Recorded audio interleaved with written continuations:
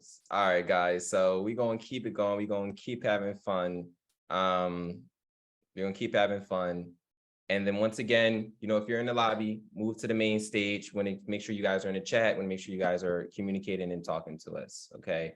So let's get into the next big thing. My city, my community, social impact competition. We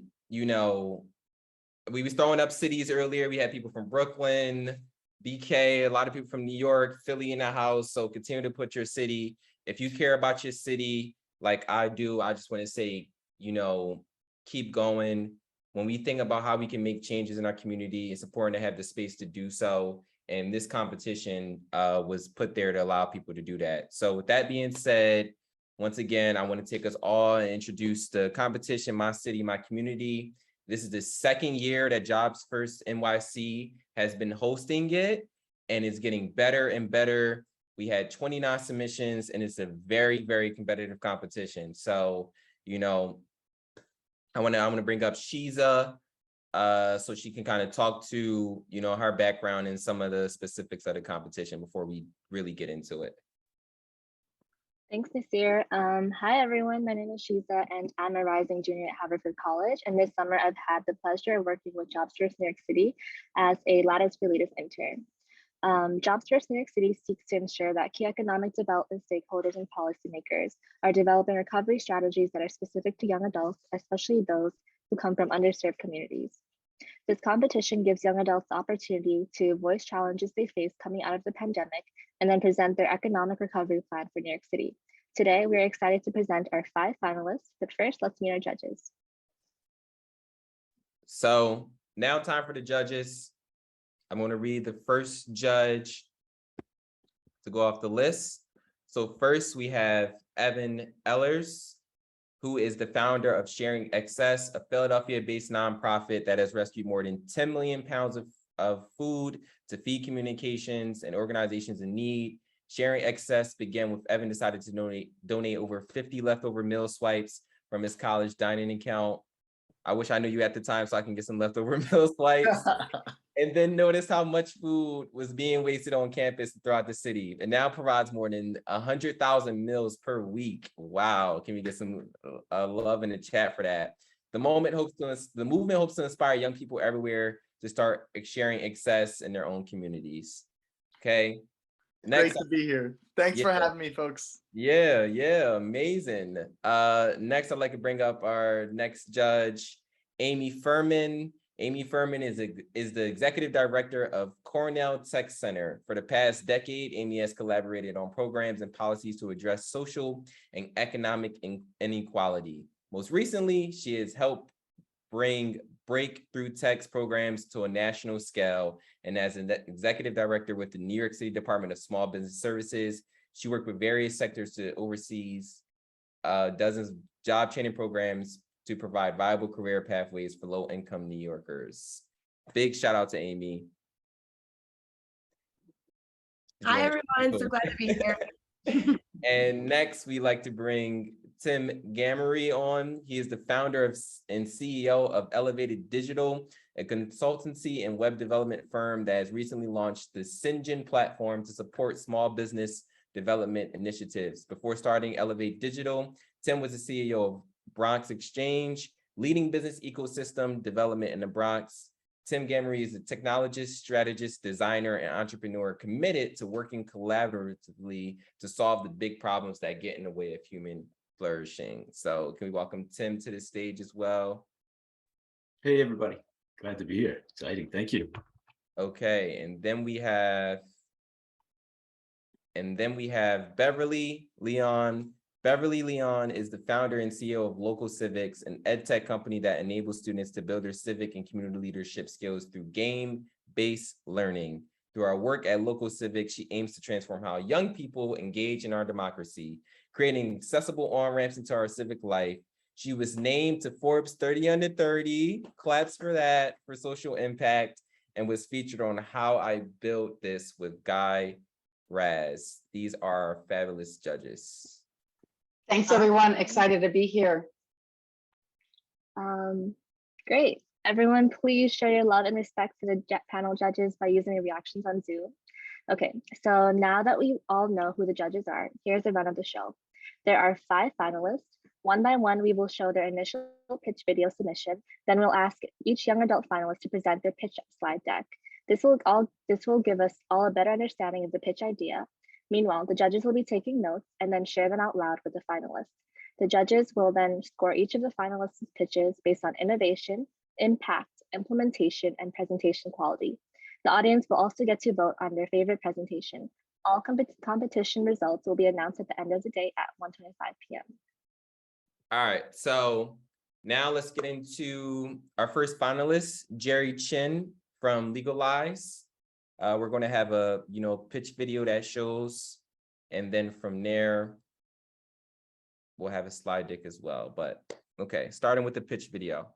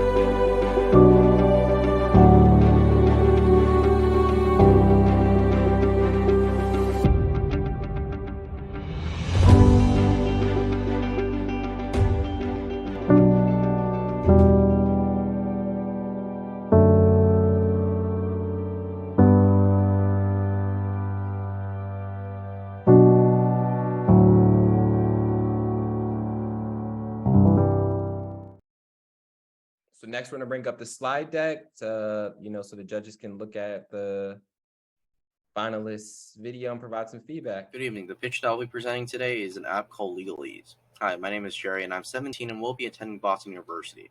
I was an intern for the Manhattan District Attorney, participating in the activist program for the New York Civil Liberties Union, and because of those experiences alike, the New York City Bar Association referred me to work at Wachtell Law Firm.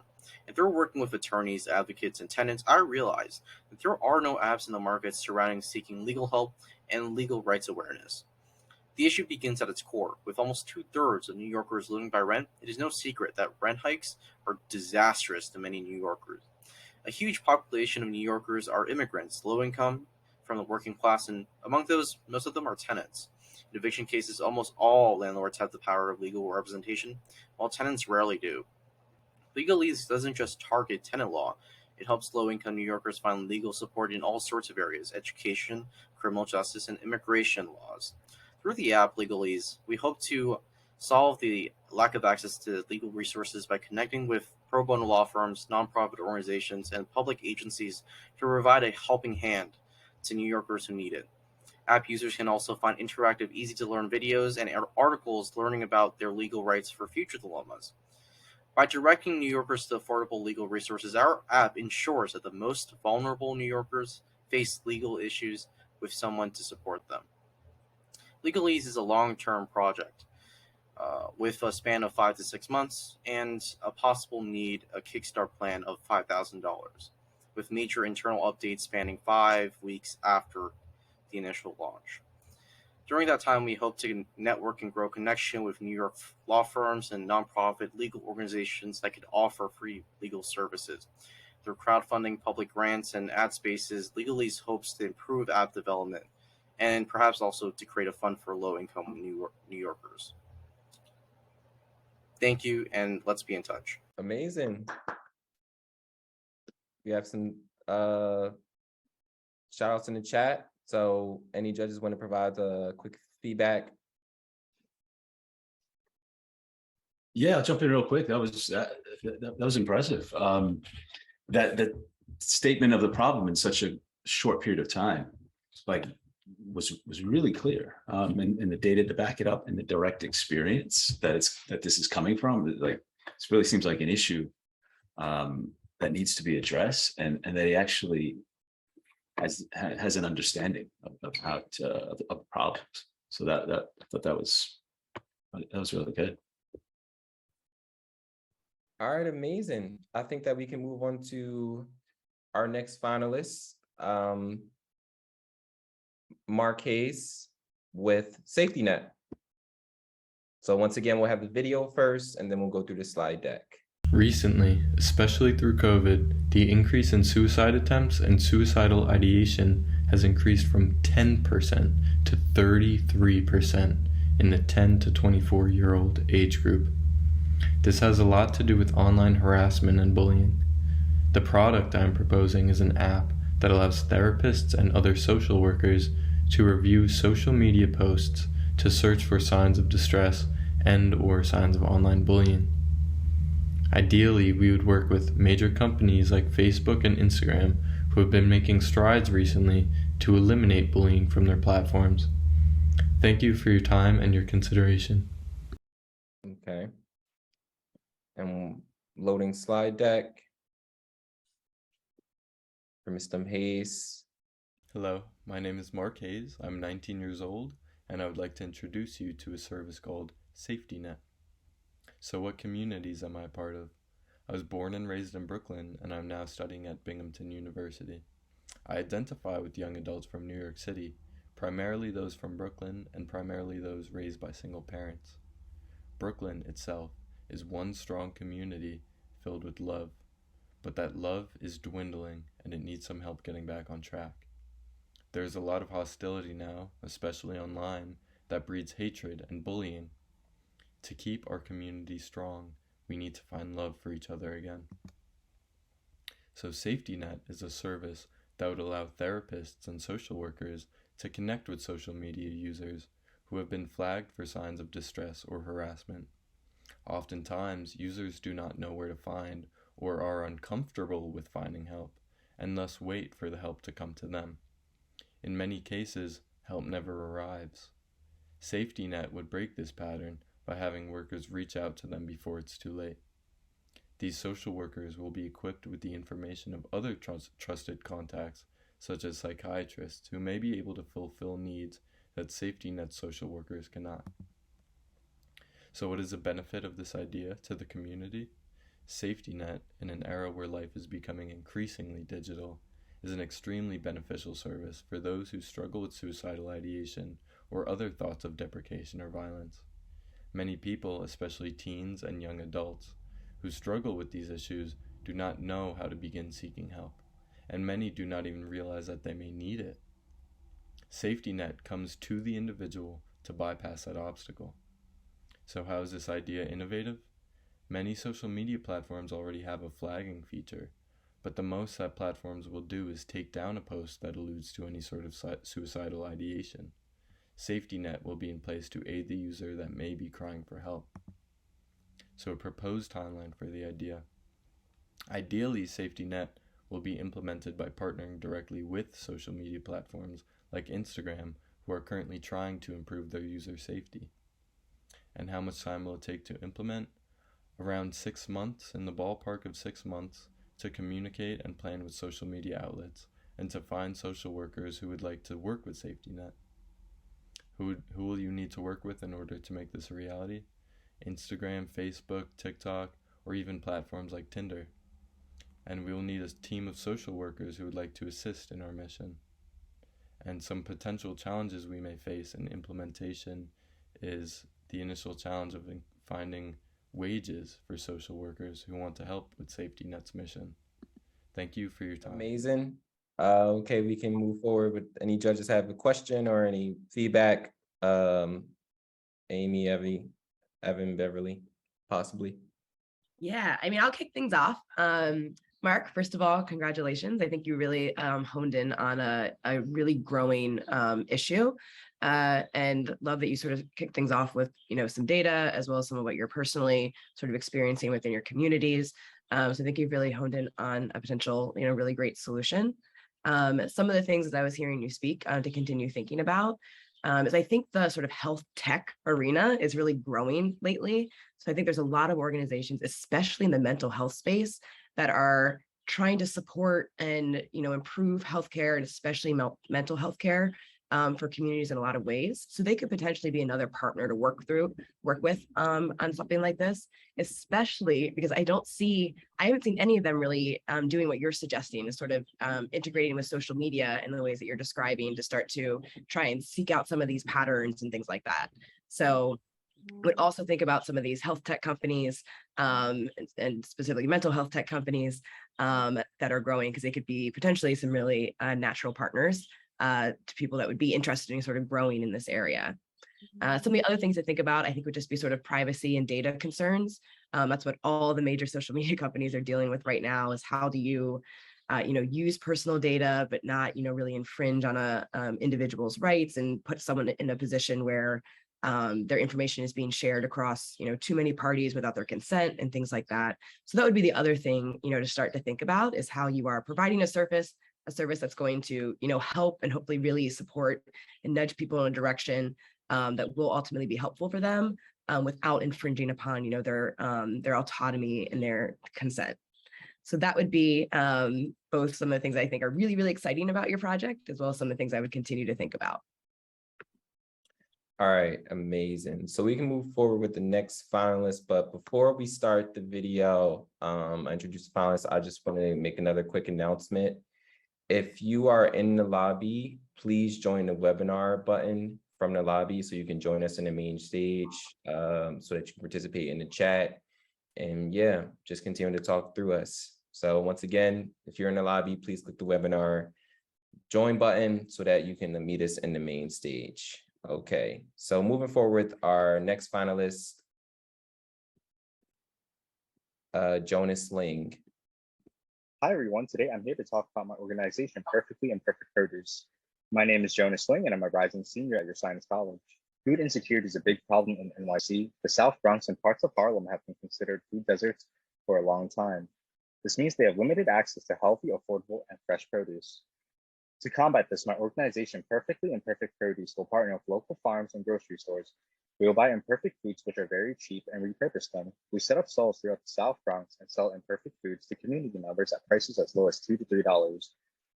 My 3 goals are to fight food insecurity, reduce food waste, and empower the youth. So here's what sets us apart. First, we increase accessibility of fresh produce to low-income communities. Services that already exist are unaffordable and don't target these communities. Our second priority is to focus on sourcing cultural foods for the very diverse South Bronx communities. And thirdly, our organization focuses on providing employment and environmental educational opportunities for youth, which are very limited in the South Bronx. This is our strategy. First, identify target areas in the South Bronx. Second, develop a website. Third, survey community members. Fourth, develop partnerships with local farms and groceries. 5, raise funds through government contracts, grants, and donations. 6, source produce from partners. 7, market to the community.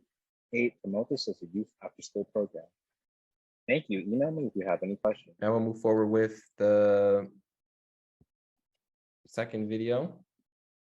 Hi everyone, my name is Jonas Ling. I can't be there with you all today because of a family emergency, but here's my idea. So a little about me. I'm 22 years old and I'm Brooklyn native. I identify with my Asian American, immigrant, and first generation college student communities. I went to Lab High School and I'm currently a senior at your science college. I enjoy cooking, exploring the outdoors, and lifting. There's a lot of perfectly usable imperfect produce out there about to be thrown out. I started the organization Perfectly Imperfect Produce to partner with local farms and grocery stores to buy imperfect foods and repurpose them. We set up stalls throughout the South Bronx and sell them to community members for prices as low as $2 to $3. The problem is that in food deserts, poor diet and nutrition cause health problems like obesity and diabetes. Our organization will benefit the South Bronx communities by increasing access to fresh, healthy, and inexpensive produce. We are unique because we focus on low-income communities, so we are aware of barriers like limited access to technology, cultural food needs, and cost issues. We also aim to bring environmental educational opportunities to the youth. This is something the Bronx lacks. This is stage 1, which will hopefully take 6 months or less. At the end, we will be able to set up our first stall. Right now, I'm developing a website and app to share our goals. We will then launch our GoFundMe. Step 3, we will survey South Bronx community members to find out what type of cultural foods they want. Here's an online survey I wrote, and on the right is the paper survey to hand out if people do not have internet access. Step 4, we will reach out to groceries, local farmers, and food justice organizations like Brock. Here's the flyers to distribute to community members and potential partners with a QR code to our website, offered in both Spanish and English. One of our challenges is acquiring enough funding to get resources like transportation trucks and materials for stalls.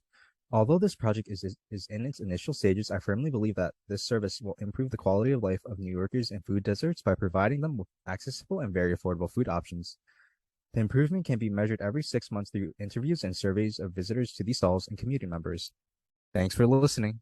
Amazing. I like that a lot. Evan, this is right up your alley. Want to offer any feedback? Yes, absolutely. Jonas, I know you can't be here today, and on behalf of all of us, we hope that everything's okay. We're wishing you and your family the best of luck. But just want to say you did an incredible job. I thought it was super concise and to the point. I love what you're doing. I started an organization very similar, and I hope that is proof to you that you can 100% do this in the Bronx. It is such a great idea. I do love the model. The fact that you have a buy and sell model is something that's interesting and also helps to provide revenue for your organization to operate. There are nonprofits that are able to get that food for free, which could be a strategic advantage for you to get some of that supply in for free. But that doesn't mean that you necessarily have to also give it away for free. It is okay to allow for a small amount of purchase for that food as well. And studies show that allowing people to make a small purchase, actually buy the food themselves, they value the food more. It helps to prevent stigmatization that comes from sort of the charity work around relieving food insecurity. So I love the model. Also love how you were already talking about wraparound services and things that can go in addition to this, not just food, but other ways that you can help folks bring themselves out of poverty. That is incredible. I love the thought and detail that went into planning. You made it visual for us so we can see what step 1 to step 8 was and your thought process for each one and why they were really important. I am super curious if you are interested in pursuing this as a nonprofit or a for-profit. There are successful models in either one of them. I absolutely would love to help you think through this. There is a lot of potential there. Also, it was so cool to see that you have surveys to start asking your audience and your customers questions and getting that information in so that you can iterate on your model and make improvements. Please keep doing that always. You always want that feedback from the people that you're directly serving. And also the fact that you have an MVP, a minimum viable product, as a website already is incredible. It's, again, for feedback, for people to see and for you to iterate upon. This is just the first version of many that you'll likely go through. And the quicker that you get that feedback, the closer that you can get to exactly what your product market fit is. Great job. Super concise, to the point, and we all wish you the best of luck. And I look forward to connecting afterwards. Thank you. Amazing. Thanks for that wonderful feedback, Evan. Okay, so we'll go to next finalist, Jeanette Orlana with the WIM project. She's going to say it better than me. Sorry, I messed that up. And we'll have a video by her as well. Hello, everyone. My name is Jeanette Orellana, and I am 19 years old. Although I'm only 19 years old, I have struggled with my mental health my entire life and have always wondered to myself, why am I like this? The War Inside Our Minds project, also known as the YM project, would help students in high school answer this question and then take the proper steps they need to deal with the answer that they receive. Not only would young people be able to improve their own mental health, but have the opportunity to help people within their community and reach out to local government to demand the resources we need for our communities. This program will be providing employment for the people helping the youth while also paying the youth with monthly stipends or volunteer hours. It's up to them whether or not how they want to use their hours, because I understand in high school you need volunteer hours, but you would also want to make some extra cash. Beverly, would you like to provide some feedback? This finalist, unfortunately, doesn't have a second video. Absolutely. And I'm actually really excited, Jeanette, about what you're building and the vision you have here. One, you're tackling a really important issue around mental health, but you're also deeply connecting it to voice and agency, as well as workforce development. So one of the things I'm excited to learn about is the community partners that you could actually bring in that are also mission aligned and can support you on one, getting young people paid as they're engaging in this work, and then ensuring they actually have the right resources and peers and network of folks that can also help them develop those skills. And I also noticed that you're tackling civic engagement. So one of those pieces around agency and voice and making demands of our community leaders and stakeholders is really powerful. So more than happy to work with you to try and think strategically about which community you would start in, literally down to the zip code or neighborhood, and then how that would look differently in different communities, contexts, and schools. So really powerful vision here, and excited to see where this goes. Thank you so much, Beverly, for that wonderful feedback. Okay, we can get to our last finalist, Usaze Legma. Sorry in advance if I said your name wrong, but yeah, we'll load up the video. Good afternoon. My name is Usaze Legma. I'm 21 years old. I'm from Jamaica, Queens. The program I want to provide is a tutoring program that takes CUNY and SUNY students and makes them TAs and after-school tutors in NYC DOE schools. So the program basically kills two birds with one stone. It takes low-income CUNY and SUNY students and provides them jobs in NYC schools. And they would act as skilled professional tutors to help supplement the teaching and training staff in our NYC schools. I gained inspiration for this project after my experience with the SHSAT and the discourse around the SHSAT. A lot of people wanted to remove the test because it was biased and it had all of these issues. I don't see an issue with the test specifically. I think the test is a symptom of a failing system because only 3.5% of Black and 4.5% Latino students gained acceptance in 2021. And that just goes to show a lot of these kids don't have the fundamental training that they need. They don't have a good grasp of the core tools. And a lot of the resources that the city provided were just too little, too late. I remember getting SHSAT training a month before the actual SHSAT, and the training just wasn't enough to provide 2 semesters worth of learning in 3 to 4 weeks. It just didn't cut it. So I plan to address those needs by taking these SUNY and CUNY students and putting them into our DOE schools. Okay, amazing. And then we'll have video loading in a few.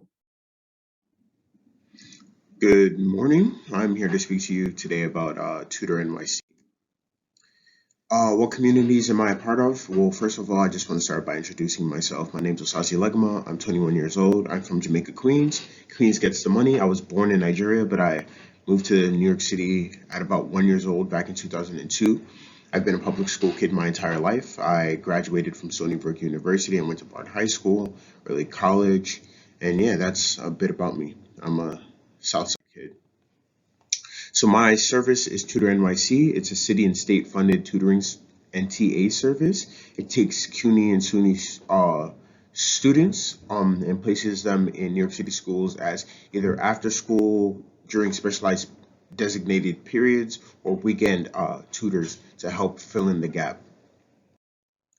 So this program started because of the discourse around the SHSAT. They wanted to remove the exam because they were like, this exam is no good. It's a barrier, but it's not the exam that it's the issue. It's the fact that we're failing our students and they're not understanding these core skills. So what I seek to do is empower CUNY and SUNY students, pay them for their work and value them properly, and then place them in our failing city schools to help bolster the already overwhelmed, overworked teachers. So now instead of teachers also having to tutor students, we have college students tutoring their students who need the help, which will allow our teachers to now focus on developing more lesson plans and focus on other aspects of teaching, which will help free them up and allow them to be even more amazing teachers. I just want to be clear that we're not replacing teachers in New York City schools. We're only here to aid them and allow them to excel at their mission. So from start to finish, it's going to take about 2 years to deploy this project fully. So 1 year in planning, and that first year in planning is going to span everything. So we're going to tailor it to our schools, finalize the rollout and everything, and then it'll take 1 year to fully deploy. So from the first to the last phase, which is the third phase, it will take about a year. And I plan to roll it out. The first phase will just be focused on middle school kids, and it will be the 3 core subjects: math, ELA, science.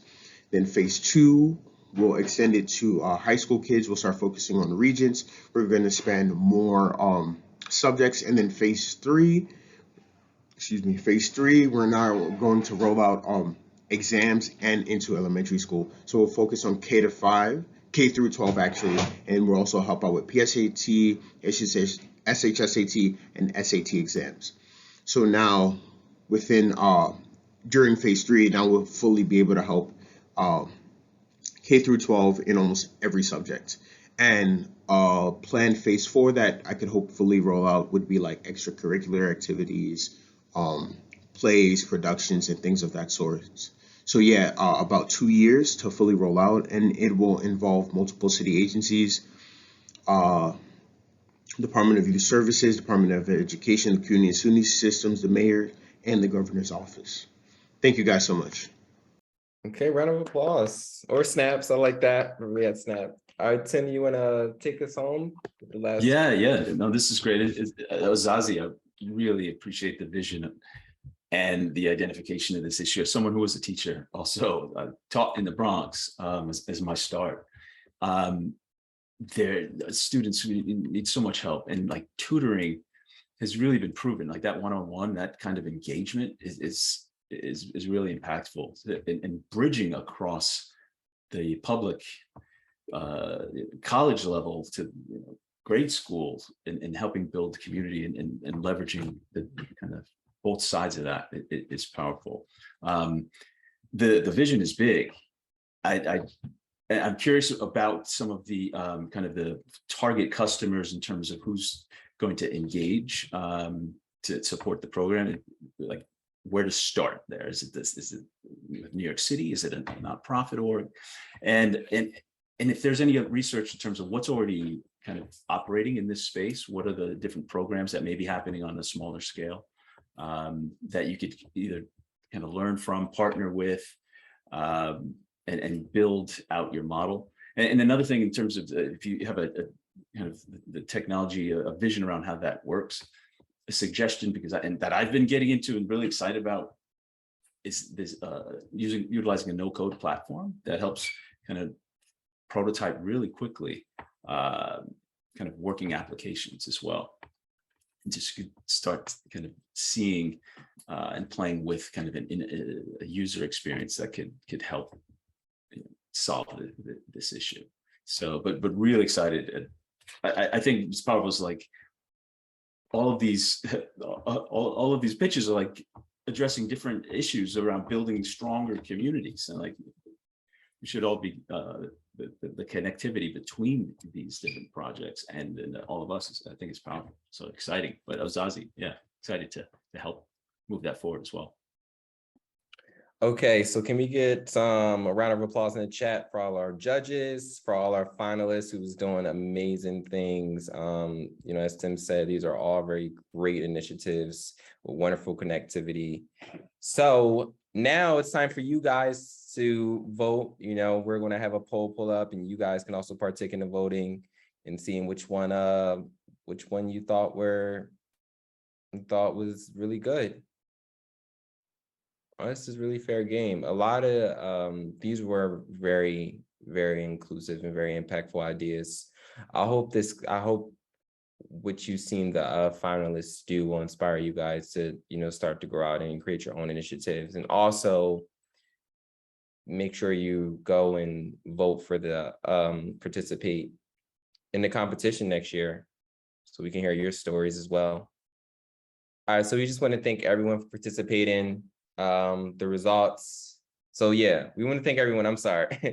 We want to thank everyone for participating. The results will be posted later at the end of the event. So it's closer when it's closed out to like 1:25, 1:30-ish. And then now we're going to take you know, we're gonna have DJ Yang come back, play some ones and twos to keep us in the grooves.